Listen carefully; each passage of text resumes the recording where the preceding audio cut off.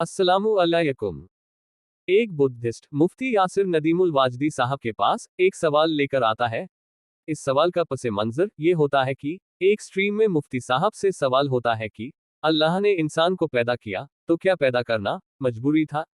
इसके जवाब में मुफ्ती साहब ने फरमाया कि पैदा करना मजबूरी नहीं है, बल्कि खुदा की सिफात का इजहार है।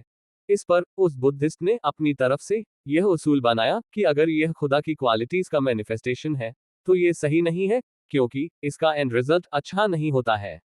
ये बुद्धिस्ट अपने आप को योहान कहता है। लाइव क्वेश्चन एंड आंसर की इस सेशन में कैसर अहमद राजा साहब भी मौजूद थे। असल में इससे पहले की स्ट्रीम में भी ये शख्स मुफ्ती साहब से सवाल पूछ चुका था। उस पर ये शख्स अपना पॉइंट रखना चाहता था।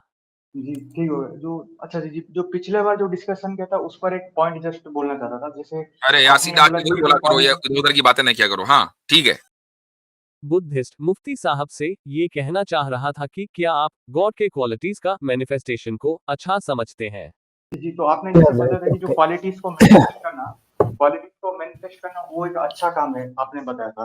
पर ये तो मेरे को ठीक नहीं लग रहा है, क्योंकि अच्छा काम वही होता है जो जिसका कॉन्सिक्वेंस अच्छा होता है।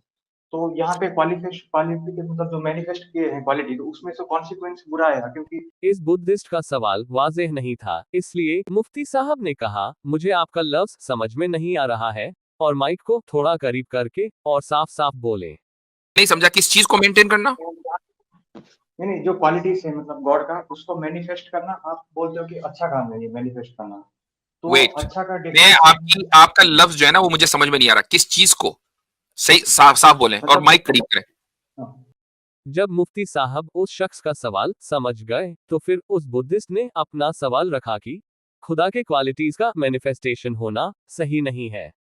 उसकी वजह बताते हुए उस बुद्धिस्ट ने कहा कि इसका जो इन रिजल्ट होगा, यानी जो आखिरी नतीजा होगा, वह अच्छा नहीं होगा। जी, जो गॉड का जो ऑल जस्ट का जो क्वालिटी है उसको मैनिफेस्ट करना आप अच्छा समझते हो, यही ना? क्वालिटीज के मैनिफेस्टेशन को होना, अच्छा ठीक है। हाँ हाँ, तो मेरे हिसाब से ये अच्छा नहीं है, क्योंकि जो एंड रिजल्ट अच्छा है मतलब जो उसका जो एंड कॉन्सिक्वेंस उसका अच्छा नहीं होगा, इसीलिए वो ओके। अच्छा नहीं है, ये मैं पूछूं।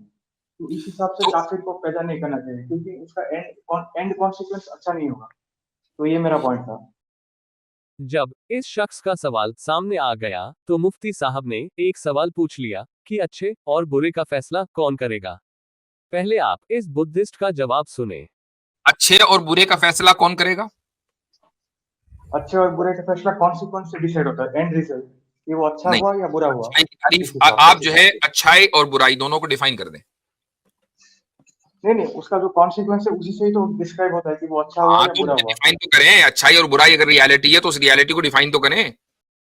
योहान नामी यह आदमी कहना ये चाह रहा था कि अच्छे और बुरे का फैसला कॉन्सिक्वेंस से डिसाइड होता है, यानी एंड रिजल्ट क्या है, मतलब ये कि आखिरी नतीजा अगर अच्छा हुआ तो यह अच्छा है, और अगर आखिरी नतीजा बुरा हुआ तो यह बुरा माना जाएगा। जी, बुरा मतलब कि जो एंड रिजल्ट में उसका फिजिकली या फिर मेंटली उसको हार्म हुआ, तो उसको हम एज अ बैड कॉन्सिक्वेंस मतलब बोलते हैं। दरअसल यह आदमी मुसलमानों का जो बुनियादी अकीदा है, यानी मरने के बाद की जिंदगी, उस पर ऐतराज करने के लिए आया था। इसलिए मुफ्ती साहब ने कहा कि आप अच्छाई और बुराई दोनों को डिफाइन कर दें। इस बुद्धिस्ट ने अच्छाई और बुराई को अजीब तरीके से डिफाइन किया। जरा आप भी सुने। जी, बुरा मतलब कि जो एंड रिजल्ट में उसका फिजिकली या फिर मेंटली उसको हार्म हुआ, तो उसको हम एज अ बैड कॉन्सिक्वेंस मतलब बोलते हैं। कहना ये चाह रहा है कि अगर एंड रिजल्ट किसी के साथ फिजिकली या मेंटली हार्म होता है तो ये बैड कंसीक्वेंस है। मुफ्ती साहब ने इस पर और एक सवाल पूछ लिया कि अगर आपने किसी को डेथ पेनल्टी दे दी तो उसके साथ फिजिकली हार्म हुआ तो फिर ये बुराई है या अच्छाई है। तो अगर आपने किसी को डेथ पेनल्टी दे दी तो उसको फिजिकली हाँ हार्म हुआ, वो बुराई की अच्छाई है। भाई, ये तो एग्जाम्पल गलत हुआ ना, मैं इसका पूछ रहा हूँ, हेल और हेवन का बात कर रहा हूँ। आप नहीं नहीं, इसका मैं भी एग्जाम्पल तो, मत आपने दीजिए। कहा ना कि अगर एंड रिजल्ट उसका बुरा निकले, फिजिकल हार्म हो जाए, तो इस बंदे को फिजिकल हार्म हो गया, इससे ज्यादा और क्या बुरा रिजल्ट निकलेगा कि आपने उसको जिंदा लटका दिया। तो आप बताइए क्या ये बुराई है कि अच्छाई है।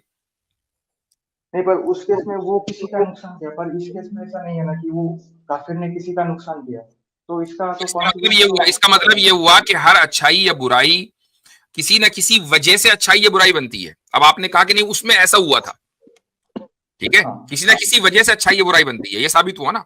तो एक आदमी अगर किसी की किंगडम में, किसी के मुल्क में रहकर ये कहे कि मैं तो ना इस मुल्क की हुकूमत को मानता, ना इसके प्रेसिडेंट को मानता, ना प्राइम मिनिस्टर को मानता, ना कॉन्स्टिट्यूशन को मानता, और ना उसके कॉन्स्टिट्यूशन पे चलूंगा, ना कानून पे चलूंगा, तो अब ये बुराई है कि अच्छाई है?